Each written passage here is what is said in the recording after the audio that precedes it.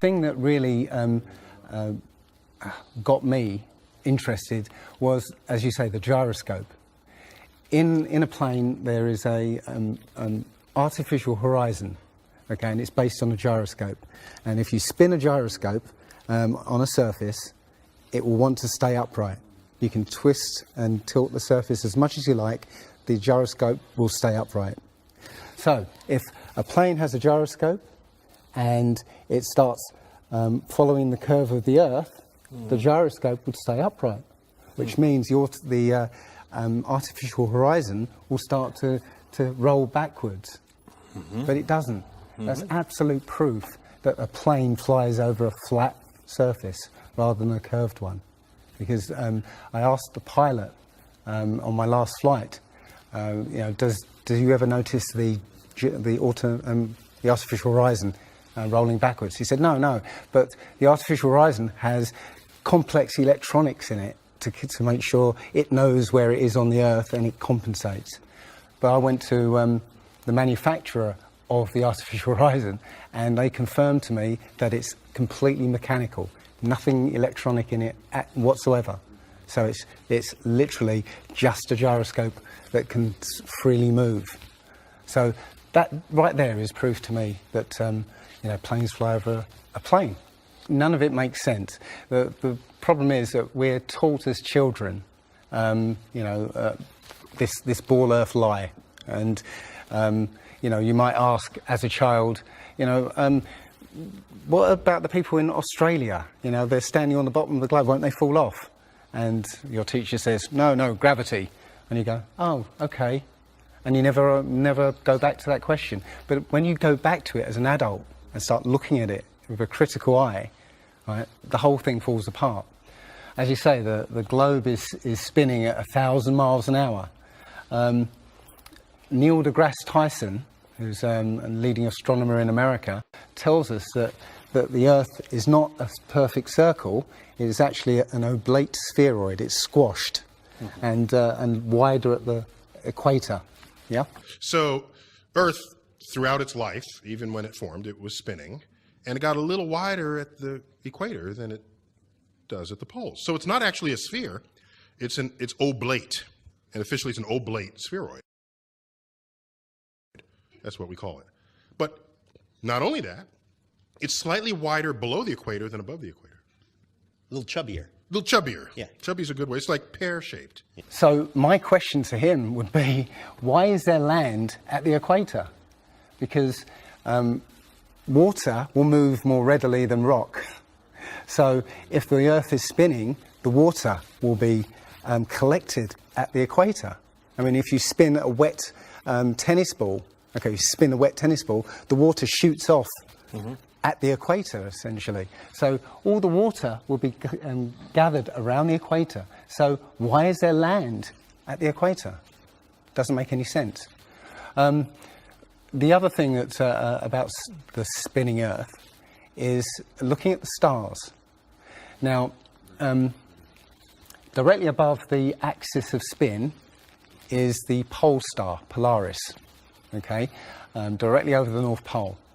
And we're told that the reason that all the stars spin around the North Star is because the Earth is spinning at 1,000 miles an hour. Okay, seems to make sense, because if you put a long exposure camera pointing at the North Star, you'll see the stars will make perfect circles around, perfect star trails. The only problem is the Earth is also orbiting the Sun at 67,000 miles an hour. Okay, the Sun is moving, dragging the Earth and all the planets up that way or that way at 600,000 miles an hour. So why do we see perfect circles? Because that's the slowest speed, that's slowest motion in that mix. And yet the Earth is moving 67 times faster that way and 600 times faster that way. So you should see the stars do all sorts of strange motions, but you don't. You only see them make these perfect circles. That tells me that it's the stars that are moving, not the Earth. The thing is, what the scientists will give you is calculations and and theories why that happens. But we have experience. We see things and they either make sense or they don't make sense. What the scientists do is substitute our common sense and our intuition for calculations and theory, and we're supposed to believe the calculations rather than what we experience ourselves. There was a famous experiment back in the 1800s in England called the Bedford Levels experiment. Now, the Bedford Levels is a canal that is perfectly straight for 6 miles. Okay, so what a chap called Samuel Rowbottom did was he took a telescope, put it in the water about 8 inches above the water, and he had a friend, in a rowboat with a flag on the back, row all the way to the other end, and he was able to see the flag on the back of the rowboat the whole distance. Now, according to spherical trigonometry, the curve of the Earth is 8 inches per mile squared. So over 5 miles, that's 5 times 5, 25, times 8, which is 200, that's 200 inches, which works out at 16 feet. That means the boat should have been 16 feet below the horizon. He shouldn't have been able to see the boat. Now, the scientists will say, oh, refraction and this and light bending around the Earth and stuff. But the fact is, it's perfectly flat. And he in his book, he puts forward many arguments that show that, or many experiments that show the Earth is always perfectly flat. They say that you see the mast, go down last. It's literally just the way your vision works. Yeah, it's perspective and atmospherics basically. The limit of your vision is supposedly 3 miles. And then after 3 miles, you're supposed to see the boat start to go over the horizon. It's funny that Neil deGrasse Tyson again says that, explains that you can't see the curvature of the Earth from a plane. He says this, you can't see the curvature of the Earth from a plane because you're not high enough. The Earth is so big that you can't get high enough to see the curvature. Yet, you can apparently see a boat go over the curvature over the distance of 3 miles, which doesn't make sense. The thing is, when you look out and you see a boat start to go over the horizon, if you suddenly get a pair of binoculars and look, it comes back again. And once it goes out of the sight of your binoculars, if you get a telescope, it comes back again. It doesn't go over any curve of the horizon. What we found, many people have done experiments with very high-powered zoom cameras, and they've watched a boat sail out to sea, and they've just kept trained on this boat. And what they see is, after a very long distance, you see an atmospheric effect where the bottom of the boat disappears and the top of the boat inverts, so you see a sort of mirror image. And that, with your eyesight, basically the bottom of the boat just melts into the horizon. One of the best examples of that is the Antwerp Notre Dame spire, which can be seen something like 240 kilometres away from the spire. So that should be over a mile below the horizon, and you can still see it. There's been a few famous examples just recently of a man who took a picture across the Great Lakes from Michigan and was able to see, I believe it's Chicago, which he shouldn't have been able to see. And the television station basically said it was a mirage. This is from Joshua Nowicki, and what you're seeing here is a mirage. We typically would not be able to see this from the Lake Michigan shore. We talked about this last night. Conditions are right on the lake that we're actually seeing a mirage of the Chicago skyline. But they always say it's a mirage, but for a mirage to happen, you have to have very specific atmospheric conditions. And there have been so many people who have seen exactly the same thing on different days, different seasons, always the same. It's not a mirage. It's simply that you're looking across a plane. you see in a kind of pyramid shape. Yeah, you have a horizon at your eye level, and everything above the horizon will go down into the horizon.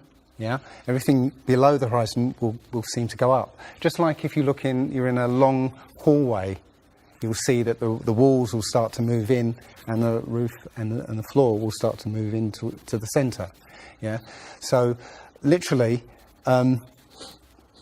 between you and the object you're looking at, there's all sorts of things, sort of like waves going up and down, and while you can't see them if they're beyond the limit of your sight, sometimes they can still obscure what you're looking at. But it's just because they're between you and it, and it's just the way. It's literally perspective. It's better if I could draw a diagram, but it's a very difficult subject to get your head around if you're not used to it. But it is perspective. One sort of other proof is there's a place in Bolivia called Salar de Uyuni, which is a salt flat. It's literally 100 miles wide one way and 80 miles across, and it's perfectly flat. And when it rains, literally you get an inch of water, and it looks like a perfect mirror. Now, how does that happen on a sphere? Yeah, it shows you that, if you're one end of this salt flat, you can see perfectly clearly the other end 100 miles away. So it's just showing you that the Earth is flat, and without the effect of the waves in the sea, you'll be able to see a whole lot further. If you were to go to NASA and download one of their photos of the Earth in the moon's sky and put it in Photoshop, okay, drop the saturation and the levels down, you'll see that the Earth has been pasted in, because you'll see a rectangular box around the Earth. It's all fraud, it's all fake. Pretty much everything NASA puts out is fraudulent. There are no images of Earth from space. The only one that NASA actually claims is a photograph was from 1972, and it's the famous picture. It's got Africa sort of near the top, and it's the same picture they've been using for the last 40 or 50 years in every textbook. Every other image is what they call a composite. It's Photoshop. There was another layer to sort of simulate the atmosphere. And then there's this little bright spot. It's called the specular highlight. So it's the reflection of sunlight off of water. Those are the pieces, but you can't just slap them all together. It just didn't look realistic. It looks kind of flat, or the clouds are sort of too see-through. So I just hit Command Z a lot. There's artistry to creating the world.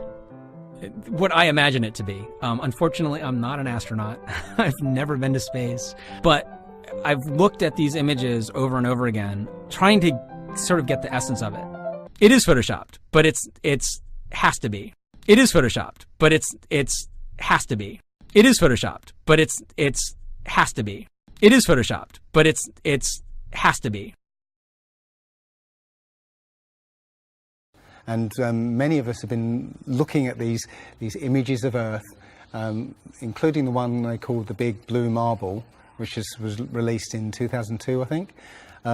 Again, when you zoom into it with Photoshop, you'll see where they've used the clone tool in Photoshop to take a picture of one of the clouds and stamp it in various places around the picture.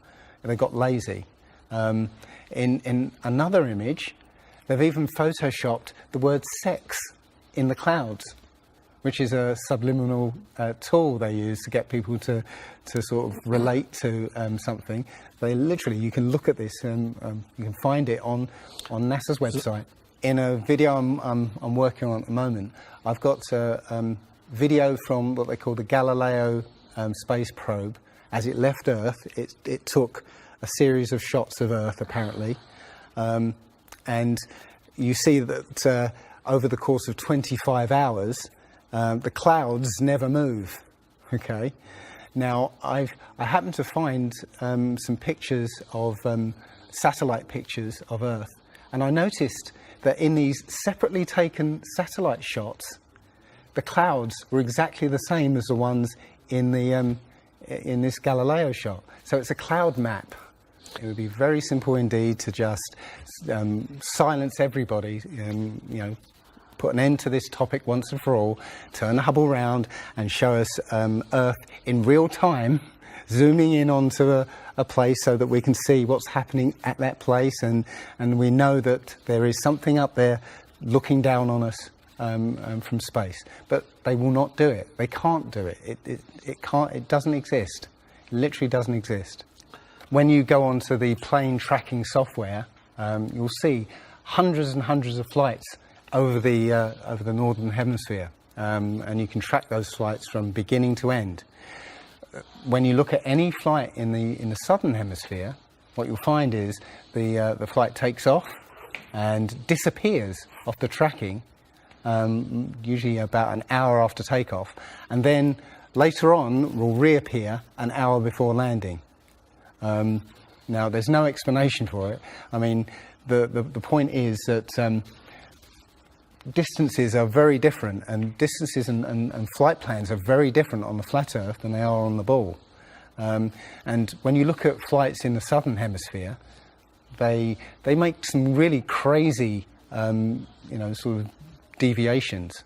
So, for instance, if we look on here, let's say a flight from Cape Town over here to Australia, say Sydney in Australia, they will take you to Dubai first, somewhere around here, yes. Just recently there was a case of a woman who was pregnant on a flight, and she was her waters broke on the flight. And I think it was from the Philippines to Los Angeles. Mm-hmm. And again, if you look on this map, you're from around here somewhere to here. Okay. Now they were flying across, and literally her waters broke, and they had to divert. They had to land. So instead of either going back to the Philippines or going on to Los Angeles, they landed in Alaska. Which again, if you look on the flat map, it's again a straight path. Santiago, Chile to Australia, mm-hmm. right? Will usually stop in Los Angeles. Again, you can see on the flat map that it's again a straight path. It all seems to make sense, and if the only thing that would sort of confirm it or disprove it would be GPS. But hey ho, GPS doesn't work in the southern hemisphere. This is an issue because there have been a few people who said they've taken flights that have taken only 14 hours, and they're direct flights from Australia to South America. Now, somebody has actually redrawn the flat map to take into account these the distances, and apparently the distances work out. I haven't seen the map myself, but I should be looking further into it. But yes, up until these people came forward, and again, I haven't seen any real evidence that they have taken these flights. They told me they've taken these flights, but who knows? They can actually advertise a flight that's direct. They can price it out of the range of most people to take, and then if anybody does take it, they could cancel it. I don't think any flights actually fly directly over the North Pole at all. I think they skirt the North Pole, mm-hmm. but I don't think they fly directly over the actual pole. So mm-hmm. I don't know if it's to do with magnetics.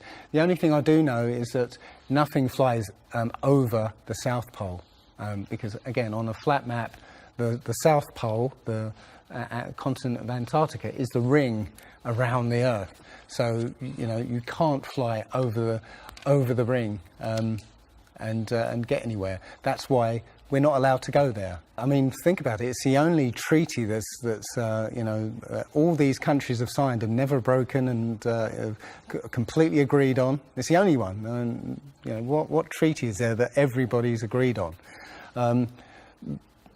We're being kept away from it for a reason. They have some scientific bases there, and literally it's controlled by the military. If you try and go there by yourself, you will be sort of picked up and escorted back. There was a guy called Jarls Anderhoy who tried to take a mission to the Antarctica, and he was picked up and taken back by the military. It's a good reason, because they don't want you finding out what's beyond. Admiral Byrd he actually did four expeditions, and most of them were military expeditions with huge military groups. Thousands of people, planes, boats, the works. And yes, he confirms in an interview that he discovered a continent as big as the continental United States out there, that was with warm water lakes and mountains and everything, that was completely uninhabited. And he described it as the other side of the South Pole to Middle America. So on the globe, that means it would be somewhere in the Indian Ocean. There's a huge continent that nobody knows about. So yeah, there's more going on than meets the eye. The other thing is, after Admiral Byrd came back after his last expedition, Antarctica was sealed off, and both America and the Russians started firing nuclear missiles straight up. Now, in America, that was called Project Operation Fishbowl, and it came under something called Project Dominic.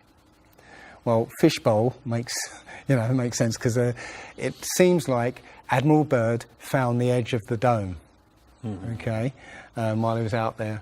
And as soon as he left there, they started firing missiles straight up, I believe, to try and test how far that dome went. If you look at the footage of these explosions, what you'll see is an explosion. Well, when a bomb goes off in midair, it's a fireball. It expands in all directions and mostly up. Okay. Now, if you look at these explosions on Operation Fishbowl, they explode outwards in a ring, which means it's exploding against something, because it can't rise with the heat. So it's exploding against something and exploding outwards. Okay, and the middle of the explosion, you'll see it glows, hot, and then it cools over time. So it looks to me like they were exploding against a dome.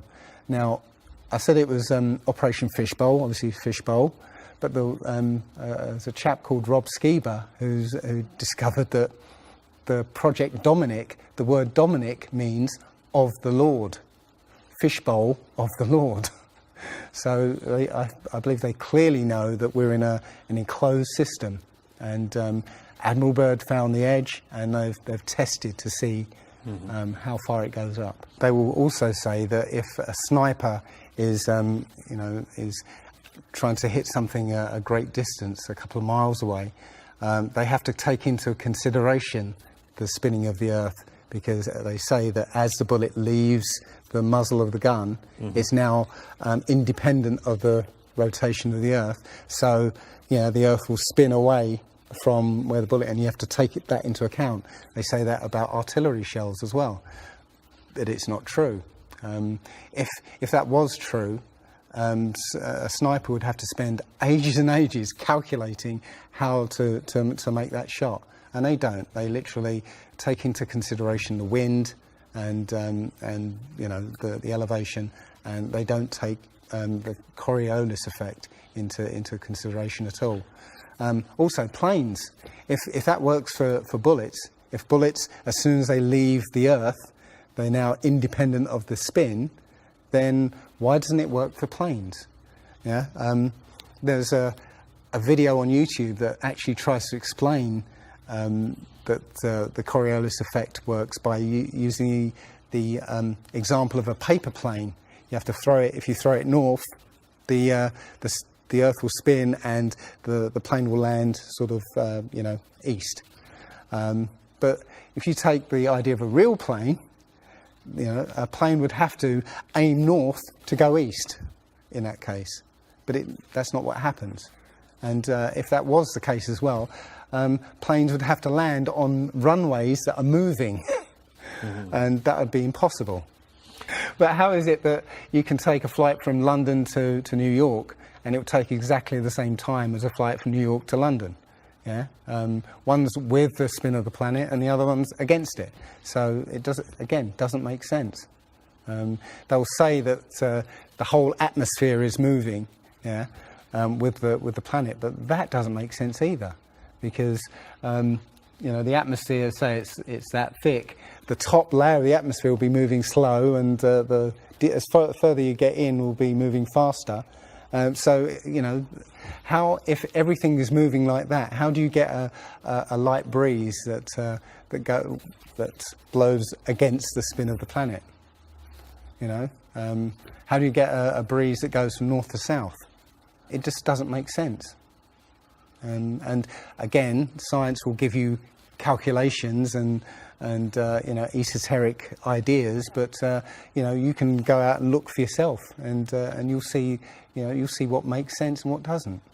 The other thing is that we have senses to be able to sense acceleration. Yeah, you get in a car and somebody puts their foot down, and you get thrown back in your seat. You can feel the acceleration. Yeah, you can feel changes, very minute changes of acceleration. Yeah, so how is it that if you live up here in Macedonia, which is spinning at maybe 700 miles an hour, because the speed it's spinning is slower than this speed.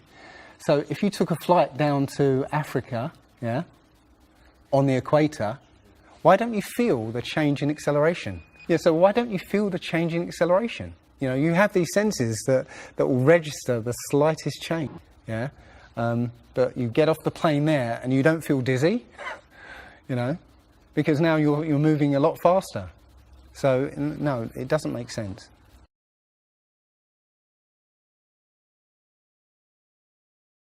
Well, you saw from his balloon when he stepped out on the platform, the curvature of the Earth. It looked very obvious. Oh, everybody pointed it and said, "Oh, look, there's a curvature." But when you actually looked at the ground, when you looked at the Earth, well, it was New Mexico. That's where he jumped. The whole Earth that you saw there was New Mexico. So if that was a curvature, the Earth must be very, very small indeed, and New Mexico must take up a huge part of it. It was a fisheye lens to curve that, to make that curve. And when he jumped, it took, I think it took him like 2 hours to get to that height. He went straight up. In that 2 hours, the Earth should have rotated away quite a distance, but I think he only landed something like 70 kilometres away from where he sort of went up in the first place, and that can be attributed to the wind. So no, I mean that there's no proof whatsoever. There is so much to this. As I said, if you start looking and asking questions about the very basic things, you'll find that the answers you were given as a child just do not make sense.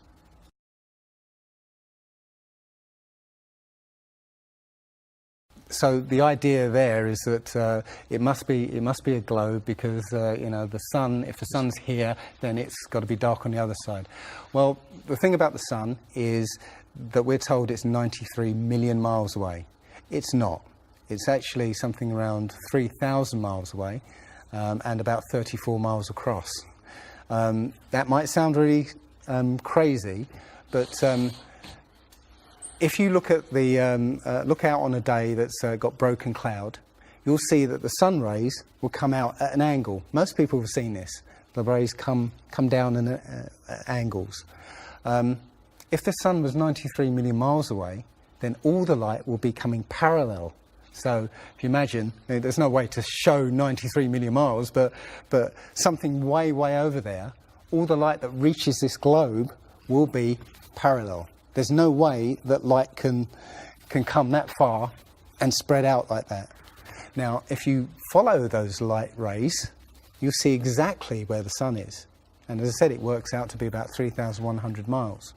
Now, if that's the case, and the sun is circling over this flat plane, yeah, its light range is limited. So it's illuminating the part of the Earth it's like over at the moment. So, say over Europe, it might, or over South America there, it's over there. Well, Australia's going to be in the dark because the sun isn't going to throw enough light to illuminate Australia.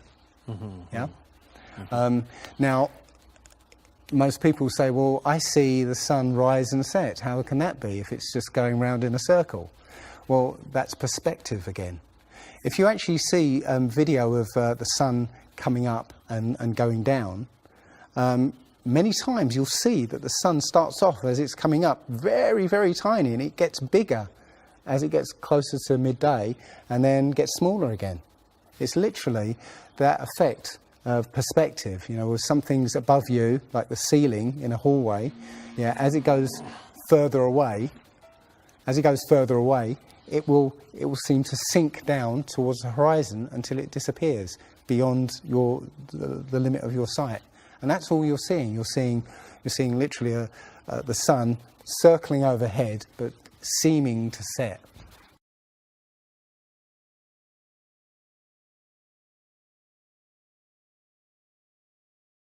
There was a team in California that launched a rocket 75 miles up. And you can find this video on YouTube. It's difficult to watch because the cameras, there were 7 cameras on this rocket, and it was spinning as it went up, so it's very, I say, difficult to watch. But this chap, Refi, studied this video meticulously, looking for some kind of mistake or some kind of evidence, and he realized that he could see the moon. So he went online to a website called timeanddate.com, where it will show you graphically where the moon and sun is at any time on any day. And he did a bit of detective work to find out exactly when the rocket was fired, and found that the moon should have been on the other side of the planet, over Australia. Now, the rocket was 75 miles up and it could see the moon, but anybody down on the ground wouldn't be able to see it. But the point is that if the moon was over Australia, on the other side of it would be on the other side of the planet, which is, okay, there. So down there on the other side of the planet, and the rocket went up here. So there's no way that rocket should have been able to see the moon on the other side of the planet.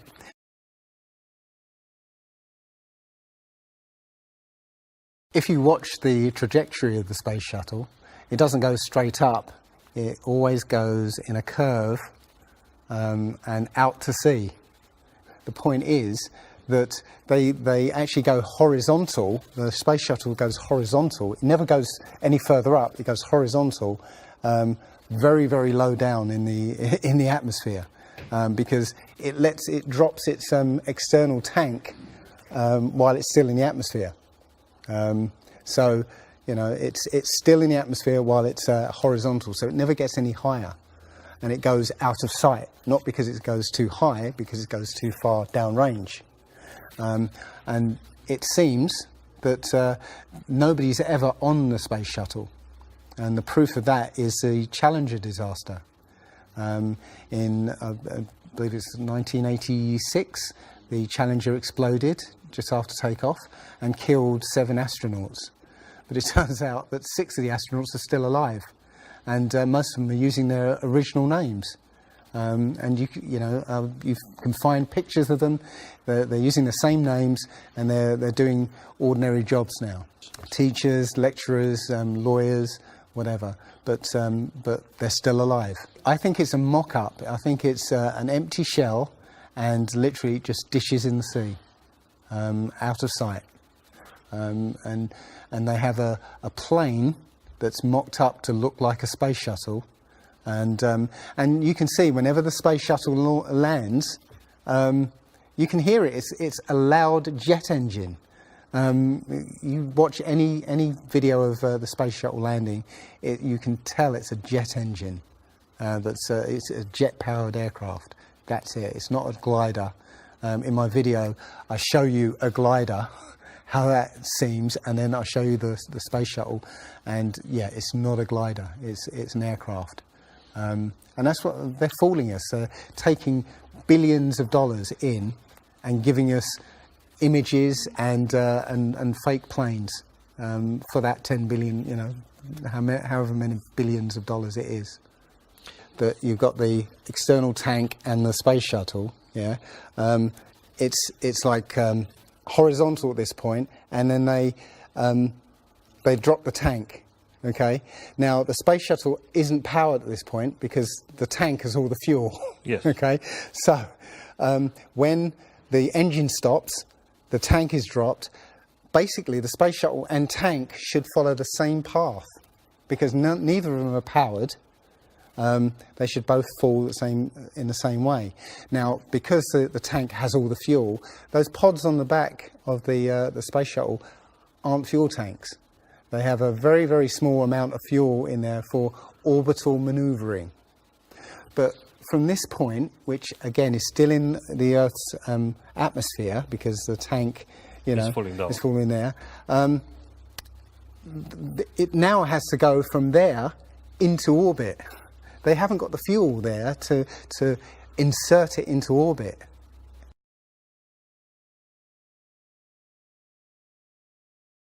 Disney and NASA have worked very closely together.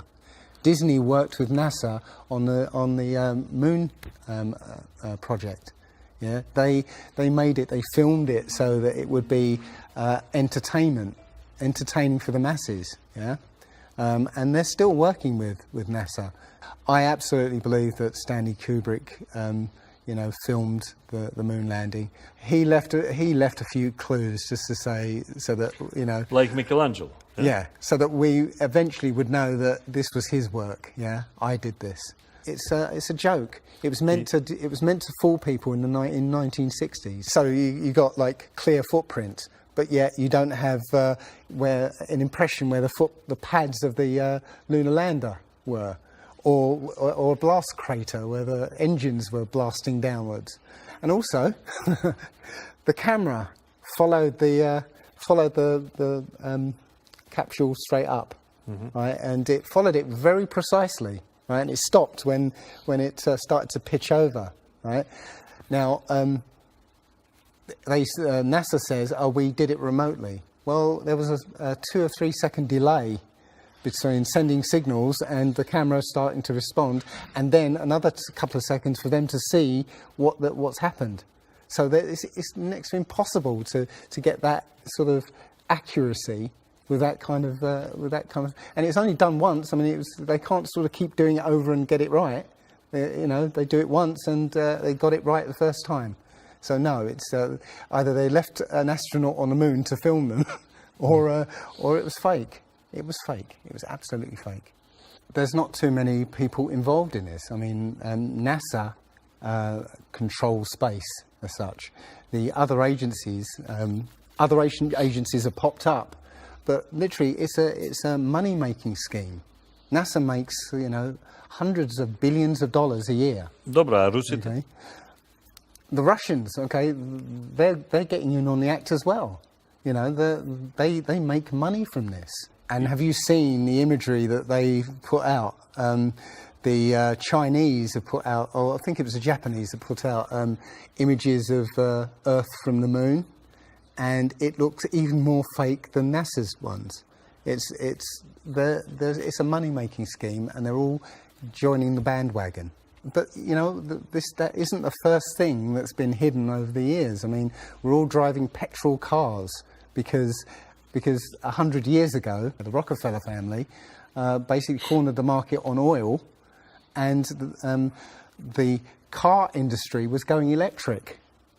So, you know, all cars would have been electric from the get-go, but they basically forced everybody to use petrol cars, and have hidden this secret. And literally, we could be running around in electric cars that have unlimited mileage by now, but we're still using these 100-year-old machines, dirty machines, because of a secret that's been kept. It's easy. If everybody's been trained into believing that this is real, right, and there's space, and it's within our interest to explore space and go to the moon, go to Mars, yeah, people will pay for it, and they're making billions. And yeah, there's more to it, because I believe there's a big deception coming, and it's to do with aliens, because now since Roswell, 1947, that was the first time anybody had ever understood the idea of aliens. But since then, we've been bombarded with science fiction and the idea of aliens, and most people believe there are aliens out there. So they've prepared us for an alien invasion or an alien saviour. And I think the flat Earth came along at the right moment to educate people, to make people believe or understand that we've been lied to. And if you know, as I know in my heart now, that is real and this isn't, I will not be fooled by aliens coming, because there are no aliens. There's no space. Yeah, it's all fantasy by Disney and NASA.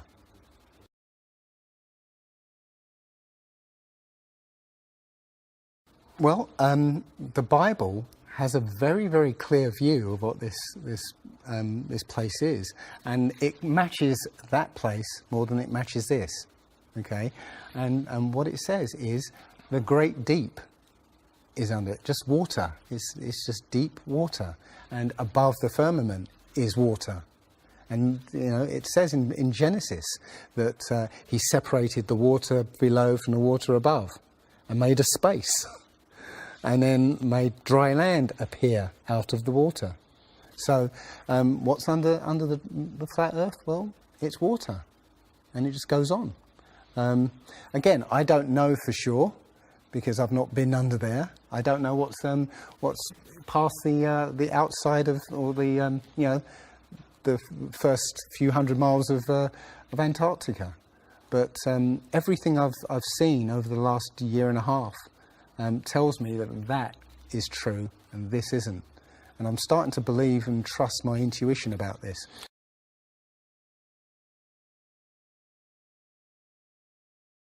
Nobody has actually really gone all the way across Antarctica. Yeah. Now there are millionaires out there who could assemble the resources to make an expedition and completely go across and chart Antarctica and make a name for themselves, being the first person to do that. Yeah. But nobody ever does. One thing I was going to say, which is totally off topic, but the topic I really want to go to is that ordinary people, have become scientists through this. Okay, the science community is ignoring a lot of the things that we're looking at, and so normal people are going out and doing experiments. And one of the experiments has turned up an amazing fact that we've not been told, and it destroys the whole idea of this heliocentric system. And that is the moon. If you get a piece of card, put it on the floor, and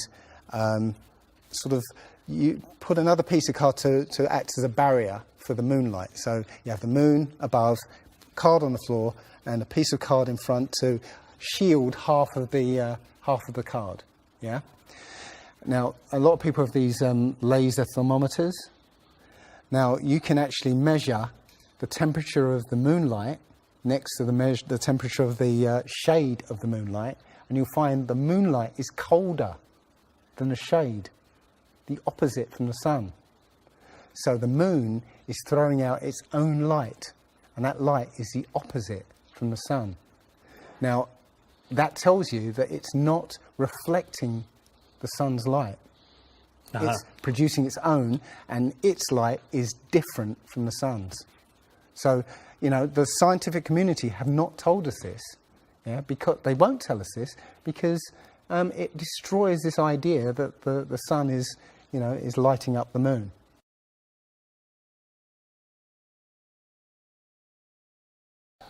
This world is very different from what most people think it is. There are very powerful people who essentially rule this world right now. And the ordinary person is a slave in this world. And slaves aren't educated. They're taught what they need to, or they need to know. That's it. They're not taught truth. They're taught what they need to know, and so you're taught enough so that you can, do the paperwork and operate the machinery, but you're not meant to know what's really going on, because that's the power they have over us. They know what's going on, how this world works. We don't, so they can control us. One of the things about slavery is the slaves weren't freed. They were never freed. When the 14th Amendment or 13th Amendment, I can't remember which one, actually made everybody a slave. If you're a citizen of a country, you're a slave. That's what a citizen is. So they literally extended the slavery to everybody and made it an open prison, and that's where everybody in the world lives now. We're slaves to very powerful masters. We don't see bars. No. Yeah? The bars are the borders of the country. Mm-hmm. Right? You have to use a pass to get out, and they'll let you out if you show them your pass. Yeah, and sometimes they won't let you out. As I was coming here, I was lining up to go on the plane, and somebody in front of me was told, "No, you can't fly. They found something in your bag, so you can't fly today." So, we have, as I said, we have natural rights to travel anywhere on this earth. We were born on this earth. We have the right to travel anywhere. But our masters have kept us in small, open prisons that you need to get permission to move around.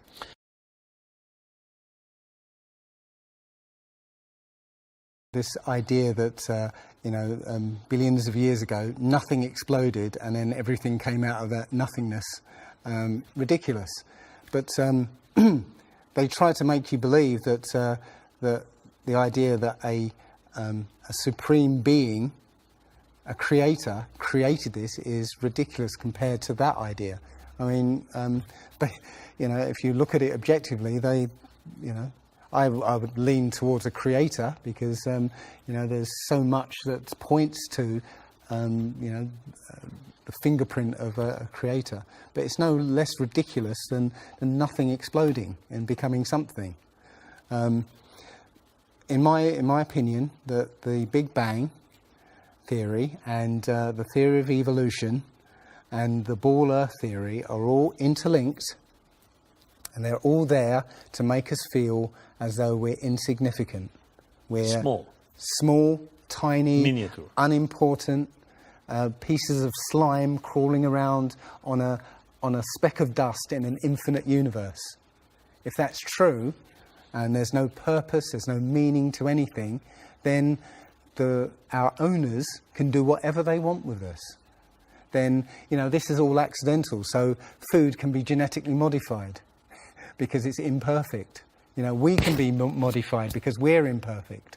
If we realise that this is the universe, and complete universe. Yes, this system is is everything.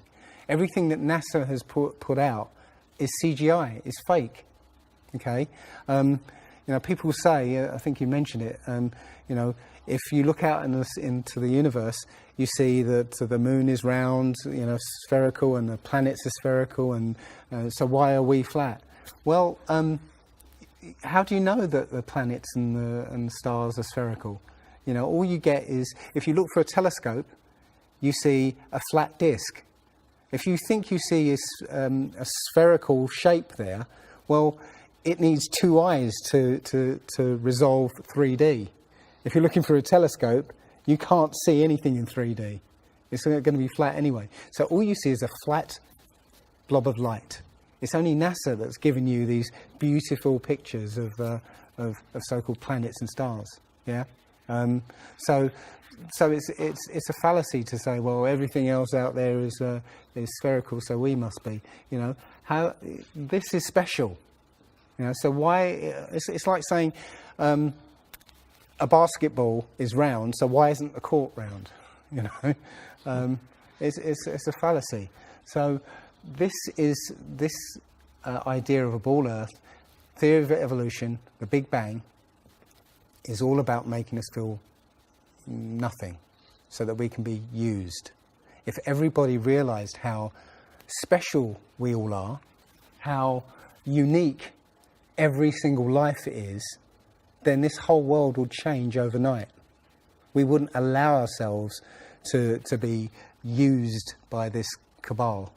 We wouldn't allow this planet to be destroyed, because they're destroying it because, oh, it's just an accidental planet, one of millions. We've found other Earths, you know. Eventually, if this one gets too messed up, we'll go to another one. No, this is it. So if we all realise that, then we wouldn't allow all these things that are going on. It's all about control. There are a small group of people who want to control the world, and because there's so many of us out there, you know, they can't control us directly. They can't, you know, this small group of people can't, you know, come round to all of us and control us directly. So they must use our own minds, our own hearts and minds against ourselves. And this is what they've done. They've educated us into this world, into this globe spinning, you know, heliocentric Big Bang evolution world, which makes us nothing.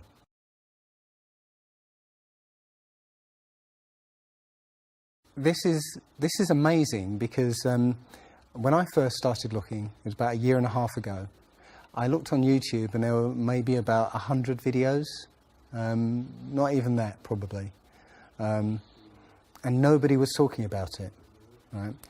And then over 2015, it exploded.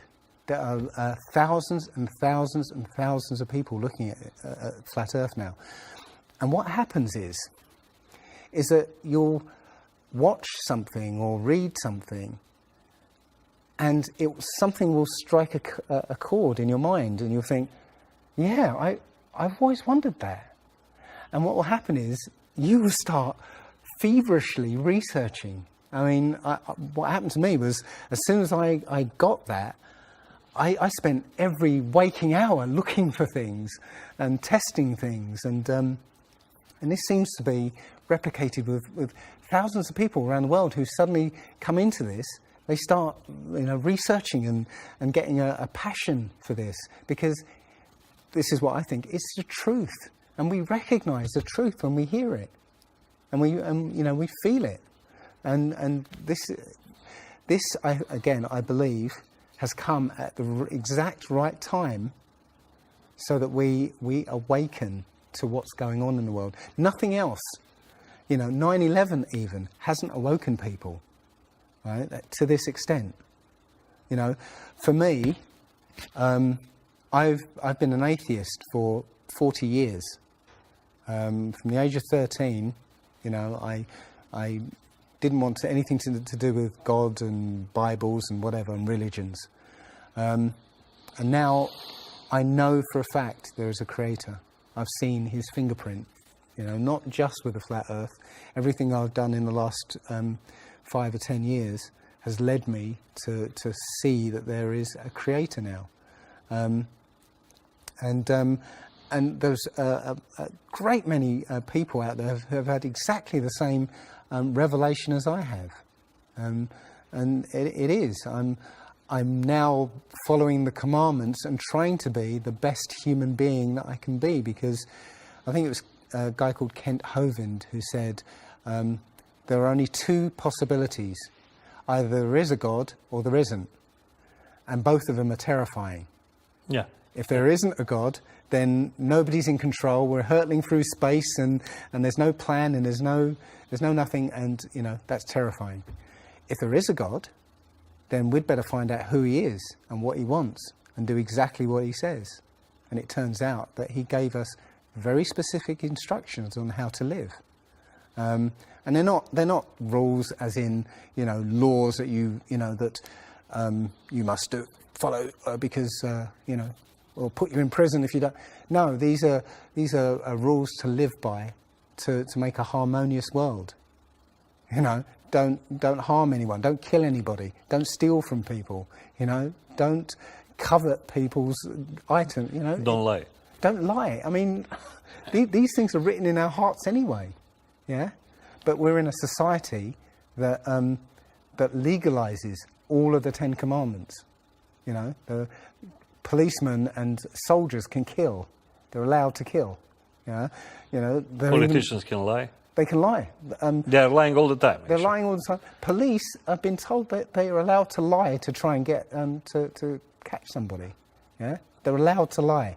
Everything in the 10 Commandments is legalized in this society. That tells you who runs this society. Yeah.